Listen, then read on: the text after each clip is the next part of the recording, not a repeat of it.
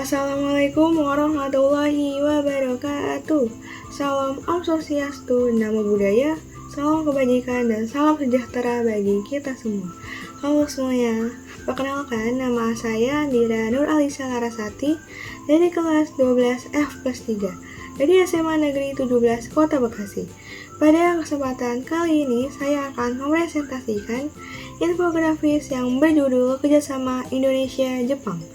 Kerjasama ini berfokus pada pembangunan infrastruktur perkereta apian, khususnya peningkatan jalur kereta api di Indonesia. Latar belakang kerjasama antar dua negara ini, yaitu Indonesia saat ini membutuhkan sistem transportasi yang lebih cepat, aman, dan efisien, terutama untuk jalur padat seperti Jakarta-Surabaya. Di sisi lain, Jepang dikenal sebagai negara dengan teknologi kereta api yang maju, sehingga kerjasama ini menjadi solusi yang saling menguntungkan. Topik yang pertama, saya akan membahas bentuk dan contoh kerjasama antara kerjasama Indonesia-Jepang. Dilakukan dalam beberapa bentuk, yaitu yang pertama kerjasama infrastruktur, seperti penghapusan perlintasan sebidang yang diganti dengan flyover atau underpass untuk meningkatkan keselamatan. Kedua, pendanaan proyek menggunakan skema KPBU serta pinjaman dari Jepang melalui lembaga JICA atau JICA. Yang terakhir, transfer teknologi, di mana Jepang membantu teknologi tetapi Indonesia juga dilibatkan dalam proses produksi agar industri lokal ikut berkembang. Ini menunjukkan bahwa kerjasama ini tidak hanya membangun fisik, akan tetapi juga meningkatkan kemampuan sumber daya manusia Indonesia. Lalu topik yang kedua yaitu mengenai mekanisme kerjasama proyek ini. Berjalan karena Indonesia membutuhkan jalur kereta yang lebih cepat dan aman, lalu Jepang menawarkan teknologi serta pendanaan dengan biaya relatif lebih ringan. Lalu pemerintah Indonesia menekankan penggunaan perangkat lokal contents sehingga proyek ini juga mendorong industri dalam negeri. Topik yang ketiga mengenai waktu pelaksanaan. Pelaksanaan kerjasama dilakukan secara bertahap, yaitu dimulai dari kesepakatan teknis yang ditandatangani saat pertemuan resmi kedua negara. Lalu dilanjutkan survei oleh JICA untuk menilai kelayakan proyek.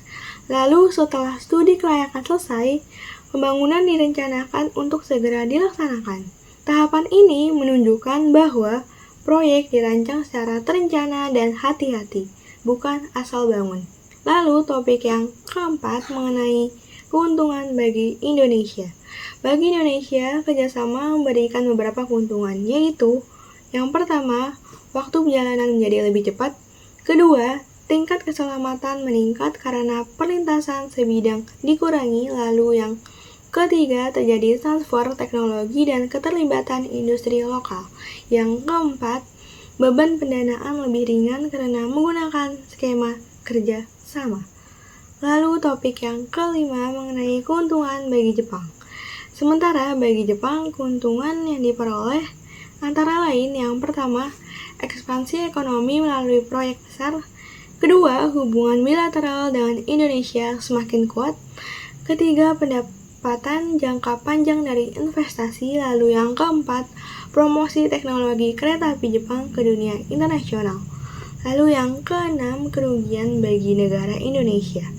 Namun, kerjasama ini juga memiliki risiko bagi Indonesia, yaitu beban hutang jika pengelolaan proyek tidak optimal, potensi keterlambatan pembangunan dan pembengkakan biaya, masalah pembebasan lahan. Lalu ada risiko ketergantungan pada teknologi luar negeri. Yang terakhir yaitu tentang kerugian bagi Jepang. Bagi Jepang, risiko yang terjadi adalah pertama, gagal bayar atau kerugian investasi. Kedua, persaingan dengan negara lain. Lalu yang ketiga, risiko politik jika kebijakan Indonesia berubah. Sebagai kesimpulan, kerjasama Indonesia-Jepang di bidang perkeretaapian merupakan bentuk kolaborasi yang saling menguntungkan, terutama dalam meningkatkan kualitas transportasi nasional dan mempererat hubungan kedua negara. Meskipun terdapat risiko dan tantangan, kerjasama ini tetap layak dilakukan. selama dikelola dengan perencanaan matang, transparansi, dan pengawasan yang baik, sehingga manfaatnya dapat dirasakan dalam jangka panjang oleh kedua pihak. Selesai sudah penjelasan dari saya. Terima kasih yang sudah mendengarkan sampai akhir. Maaf jika ada kekurangan atau salah kata dari video ini. Saya Andira, pamit undur diri. Wassalamualaikum warahmatullahi wabarakatuh.